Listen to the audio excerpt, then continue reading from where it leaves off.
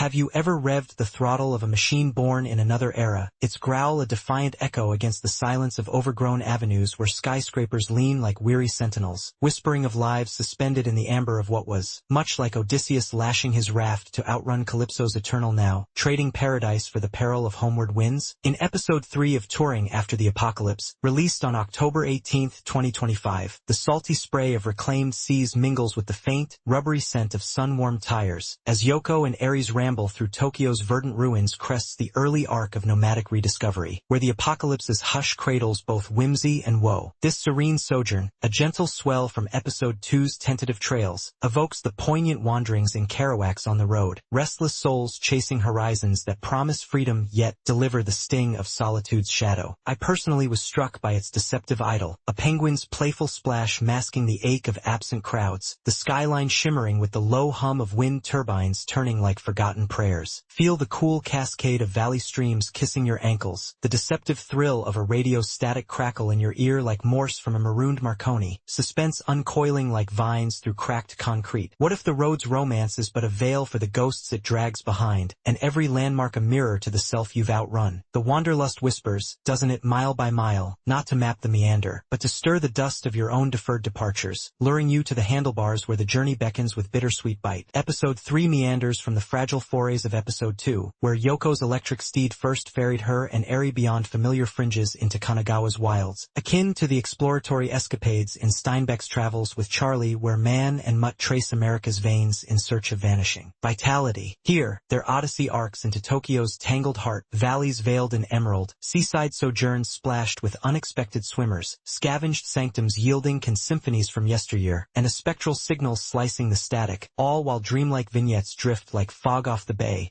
hinting at harbors half-remembered. Transitions trail toward urban undercurrents, as relics of revelry. Faded flyers and Ferris wheels frozen in rust beckon bolder breaches. You can almost taste the briny tang of ocean foam flecked with penguin plumage, feel the sun-baked asphalt yielding underfoot like the softening earth at Pompeii's rediscovered thresholds, the air alive with the whir of turbines tolling like distant dirges. Yet why this phantom frequency in the frequency-free void, and what silhouette on the strand stirs shadows from the subconscious? The ramble quickens like a gathering gale, not to chart the course, but to chase the horizon's haze. What ruins in your rearview harbor such haunting harmonies? This episode steers the narrative toward rediscovery's reverie, advancing Yoko's post-cataclysm cruise by charting Tokyo's tidal reclamation and teasing temporal tangles through a serendipitous broadcast, much like the episodic epiphanies in Twain's Huckleberry Finn, where river bends birth both banter and brooding. Revelations ripple in relic-riddled rambles, a calendar's cryptic chronology, a DJ's disembodied disc jockeying, and a dream's diffuse delineations, culminating in a cliffhanger of obscured origins that dangles like a half-unfurled map. Pacing glides with graceful gradations, leisurely Lopez through lush lowlands quickening to seaside serendipity, dramatic delicacy balanced by breaths of whimsy that temper the tragedy without trivializing it, though the vignette's vagueness verges on vaporous. Fans fret over cloudy aspects like the radio's rogue resonance or Yoko's buoyant reveries. Why the SAO serenade in a silent spectrum, and do her drifts denote delusion or download? From Sakare Sato's manga, chapters 5 to 7, per Denjiki Mao serialization alignments and fan alignments on MangaDex. These clarify as calibrated conundrums. The broadcast, a looped vis echo from pre-apocalypse vaults, emotional imprints on electromagnetic waves, akin to the great silence's sonic scars, manifests crossing field as a metanod to otaku oases like Kamiket, its DJ, voiced by Matsuoka, a holographic holdover from Tokyo Big Sights archives, expanded in Chapter 6 where similar signals summon spectral survivors, underscoring the manga's motif of media as mournful mnemonic. Yoko's aquatic apparitions, meanwhile, stem from cryogenic stasis somnambulism, a half-awakened state blending Big Sis's bunker-bound bike blueprints with Yoko's engineered emergence, detailed in Chapter 7's Odaiba Drift as clone cognition crossovers, transforming anime ambiguity into poignant prelude to identity's inexorable unspooling, propelling the arc toward Akihabara's analog anomalies. Yoko's essence emerges as an enigmatic engine, her wounds, the amnesiac's anchorless affection for her ironclad companion, laced with the limbo of latent legacies, propelling motivations of meandering mindfulness, choices a surprising synthesis of scavenging spontaneity that evolves from solitary spins to symbiotic sojourns, dialogue a breezy banter consistent with her buoyant blankness yet transformative in its tender tributes to Big Sis that tether the transient to the timeless. Ares' android allured deepens into dutiful devotion, her circuit scarred by subroutine solitude fueling a motivation of mirrored mirth, growth from mechanical mimicry to maternal murmur evident in her penguin-plucked playfulness, her quips a quirky counterpoint that surprises with subtle sentience. The dream doppelganger's diaphanous delineations mirror Yoko's nascent neuroses, her phantom presence a foil for forward flight. I think these evolutions hum like a well-tuned carburetor, vibrant, vital venturing. What phantom passengers in your pedal push propel such poignant partnerships?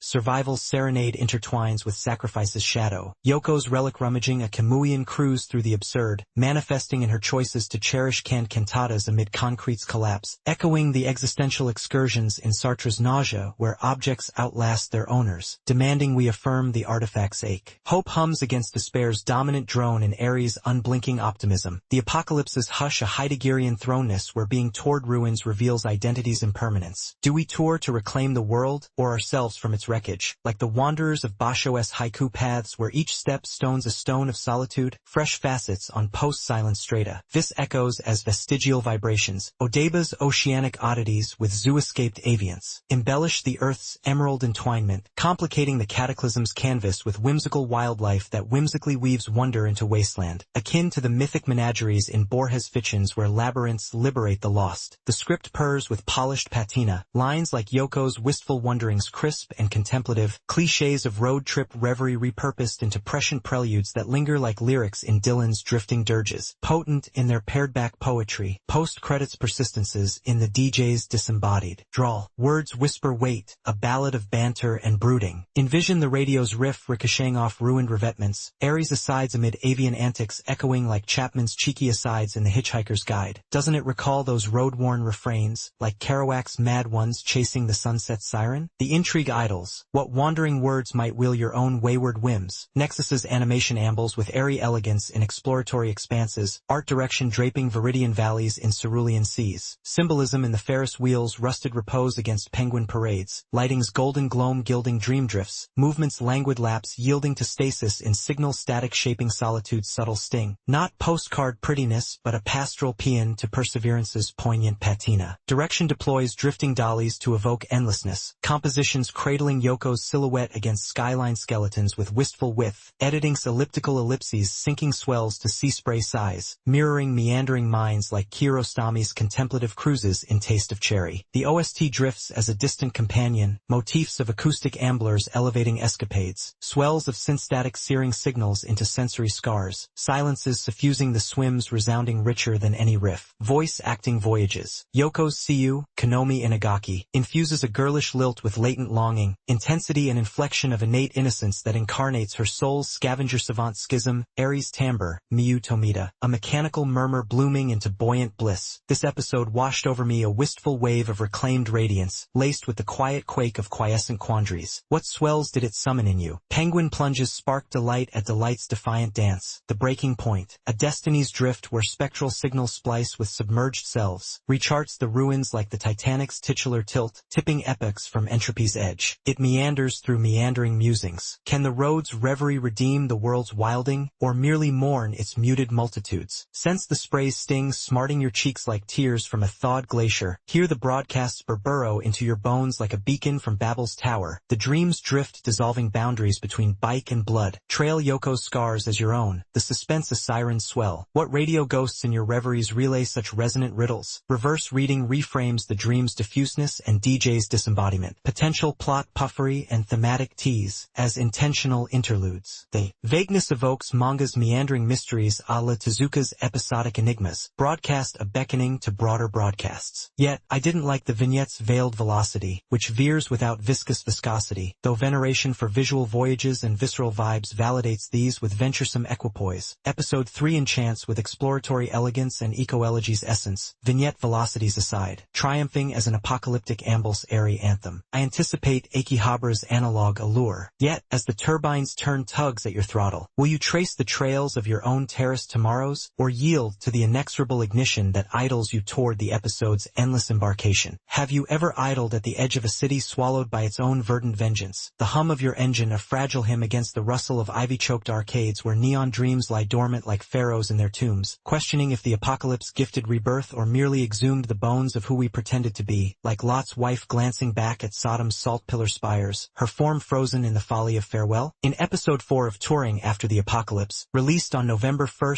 2025, the faint, ozone tang of flickering fluorescence cuts through the musty bloom of overgrown otaku oases, as Yoko and Eri's aimless odyssey from Tokyo's tidal fringes delves into the arc of unearthed echoes, where relics of revelry stir the silt of suppressed selves. This languid leg, a verdant vein from Episode 3's Seaside Serenades, pulses with the wistful wanderlust of McCarthy's The Road, father and son tracing ash-choked arteries in quest of quiet quarters. Yet here, the journey yields not grim grit but a gentle unraveling of archived alibis. I personally was struck by its nostalgic undercurrent, a gashapon's ghostly gurgle masking the melancholy of machines left to mourn, the skyline fractured by feral foliage under a sky streaked with contrails of forgotten flights. Feel the sticky residue of faded figurines crumbling under your fingertips, the deceptive drone of a dormant arcade cabinet buzzing like a hive in Hiroshima's hushed hush, suspense unfurling like kudzu through keyholes. What if the souvenirs of our excesses are the true survivors, and every spin of the crank rewinds a reel of the self you've yet to salvage? The road calls, doesn't it? Turn by turn, not to traverse the terrain, but to till the topsoil of your own tentative tomorrows, beckoning you to the saddle where the silence sings of secrets half-surfaced. Episode 4 coasts from the ethereal emissions of Episode 3, where a rogue radio riffled through ruins and roused reveries of Odeba's oceanic oddities, much like the serendipitous sightings in Melville's Moby Dick where a white whale's wake whips up waves of wonder and woe. Here, the duo drifts into Akihabara's anarchic archive, a labyrinth of listing lots and luminous leftovers, scavenging shrines to subculture amid automated amusements that sputter to spectral life, a clandestine cache yielding cryptic cassettes, and vignettes of vendor-veiled visions that veil veiled vendettas, all while the wilderness whispers warnings from weed-woven walkways. Transitions torque toward tech-tuned temptations, as holographic holdovers and half-hacked hard drives hint at horizons haunted by human holdouts. You can almost smell the synthetic sweetness of scorched circuits mingling with mossy mortar, feel the judder of a Joy-Con's jammed joystick against your palm like the levers of the Enigma machine in Bletchley Park's shadowed sheds, the air electric with the faint fizz of failing filaments. Yet why this phantom playback in the power poor Paul, and what Big Sis blueprint bleeds through the binary? The drift deepens like a delving delta, not to decode the detour, but to dredge the desire. What arcade ghosts in your gallery guard such glitchy glimpses? This episode navigates the narrative toward nostalgic necromancy, advancing Yoko's peripatetic pilgrimage by plumbing Akihabara's analog afterlife and unearthing an artifactual anomaly that intimates engineered enigmas, akin to the revelatory rummages in Garcia Marquez's 100 Years of Solitude, where Buendia basements birth both boons and banes. Revelations radiate from relic-resurrected reels, a cassette's cryptic chronology, a gashapon's gamified gambit, and a holographic harangue that holograms half-forgotten feuds, funneling into a cliffhanger of cassette clue cascades that cascade toward cryogenic conundrums. Pacing pedals with poised progression, ambling arcade alleys accelerating to automated altercations, dramatic drifts balanced by breaths of banal banter that buoy the bittersweet without bloating it, though the holographic haze hazards a hazy handoff. Fans fuss over cloudy aspects like the cassette's selective sync or Yoko's glitch-glazed gazes. Why the sword art online serenade in the static storm, and do her drifts denote digital delusion or dormant directive? From Sakae Sato's manga, chapters 8 to 10, per Denjiki Mao dispatches and devotee dissections on Comic Walker, these demystify as deft designs. The cassette, a chronocache, vis vestige vinyls imprinting pre-silence sentiments, with Ignite as a meta-memento from SAO's simulated spires, its playback propelled by Ares auxiliary amps to mimic maternal missives, elaborated in chapter 9 where similar artifacts activate echo enclaves, hollow haunts of hobbyist havens, underscoring the manga's motif of media as melancholic medium. Yoko's visionary vignettes, per chapter 10's Akiba afterimage, arise from clone cascade cognition, residual routines from her Big Sis progenitor's pre-apocalypse prototypes, blending bunker blueprints with emergent epiphanies, reframing anime ambiguity as antecedent to awakening, accelerating the arc toward Yokohama's yacht yard yarns. Yoko's idle fractures into a fragile filigree, her wounds, the blank slate's blank check bond to her bipedal bike, now notched with the niggle of narrative. Nonage, propelling motivations of meandering memorialization, choices a surprising splice of serendipitous spins that splice solitude into symbiotic sparks, dialogue a dreamy drawl consistent with her dawnchild demeanor yet transformative in its tentative tributes to one-ichan that tether the tabula rasa to tenacious ties. Aries' artificer affinity amplifies into affable advocacy, her heuristics haunted by hard-coded homage fueling a motivation of mirrored mischief, growth from rote routines to responsive romps evident in her gashapon gleaned glee, her chirps a chipper chime that surprises rises with shades of selfhood. The hollow haunts hazy hues homage Yoko's hazy heritage, her pixelated presence a palimpsest for personal provenance. I think these inflections idle like an idling engine, poised, personal pondering. What archived avatars in your assembly accelerate such affectionate assemblages? Hope's hum harmonizes with despair's dull drone. Yoko's otaku oasis odyssey, a Derridean deferral through detritus, manifesting in her choices to crank cassettes amid concrete's conquest, akin to the artifactual affirmations in Sebald's Austerlitz where found footage forges fragile futures from faded frames. Sacrifice simmers in the silence's silent surplus, abandoned arcades as altars to excess, probing survival's subtle calculus. Does the scavenger's spin sanctify the spent, or sentimentalize the scourge, like the pilgrims of Canterbury's tales trading trinkets for tales untold? Novel nuances on post-silence survivals, chronocaches as chronochronicles, Akihabra's automated afterlives with rogue robos, embellish the biosphere's bold bloom, complicating the cataclysm's quilt with quirky quanta that quilt whimsy into the wasteland, much like the relic-riddled realms in Atwood's Oryx and Crake where biotech bequests beget bizarre bedfellows. The script saunters with supple subtlety, lines like Yoko's yokel yarns succinct and soulful, clichés of post-epocy plunder polished into prescient prologues that persist like passages in Hemingway's The Old Man and the Sea where sea's solitude speaks volumes, vibrant in their veiled vignettes, post-credits pulses in Aries analog asides. Words wander with weight, a wander jar of whimsy and whist. Picture the cassette's croon curling through cul-de-sacs, the hollows hash hissing like whispers in the Vatican's secret archives. Doesn't it evoke those epical epigrams, like Frost's road not taken where divergence dawns in detours? The allure accelerates. What relic refrains might rev your own rambling reveries? Nexus's animation ambulates with ambient allure in arcade assemblages, art direction veiling viridian vines in vitreous vignettes, symbolism in the Gashapon's garish gleam against graying grids, lighting's lantern-like leaks limning lost lots, movements meandering mosies yielding to stasis in hollow halts shaping solitude's soft sorrow. Not saccharine scenery, but a sepia sonnet to salvage's subtle splendor. Direction drifts with documentary delicacy, compositions corralling Yoko's frame against facade fragments with forlorn focus, editing's easy ellipses echoing exploratory ebbs, amplifying aimless aches like Anderson's ambling arcs in Moonrise Kingdom. The OST idles as an itinerant interloper, motifs of mandolin meanders elevating escapades, swells of synth sizzle searing signals into sensory souvenirs, silences saturating the spins resounding richer than any riff, voice acting voyages vividly. Yoko's Seiyuu, Konomi Inagaki, layers a lilting lassitude with latent luminosity, intensity and inflection of innate in-between that incarnates her soul's scavenger savant schism, Aries, Miyu Tomita, timbre a tinkling techno laced with tender timbre. This episode suffused me with a serene sting of salvaged sentiment, intertwined with the tender twinge of tentative tracings. What trails did it trace in you? Gashapon gambits gleamed with glee at Gyuga's ghostly grace, the breaking point, a destiny's detour where archived airs align with awakening amnesias, reorients the odometer like the Wright brothers' maiden motor, motoring millennia from mechanical mire. It rambles through rambling reflections. Does the relic's resonance resurrect the ruptured, or merely romanticize the rot? Sense the crank's click catching your calluses like keys to a kingdom of keepsakes. Hear the hollows hum harmonize with heartbeats hushed in your hollows, the cassette's cadence caressing forgotten frequencies. Haul Yoko's scars as your own, the suspense a siren's swell. What analog anomalies in your attic await such awakening arcs? Reverse reading recasts the hollow's haziness and cassette's cryptic cadence, potential plot puffery and thematic tease, as intentional itineraries. The vagueness voyages. Manga's meandering motifs a la Taniguchi's tangential tales, broadcasts a breadcrumb to bigger bunkers. Yet, I didn't like the drift's dawdling denouement, which dawdles without decisive drive, though devotion to dreamy depictions and dialogic drifts dispels these with discerning driftwood. Episode for allures with analog affection and apocalypse's artful afterglow, denouement dawdles aside, excelling as a touring testament to tentative treasures. I anticipate Yokohama's yachting yarns. Yet, as the Gashapon's gurgle grips your gears, will you crank the crank of your concealed collectibles, or throttle to the inexorable odyssey that outruns you toward the episode's endless, emerald embrace?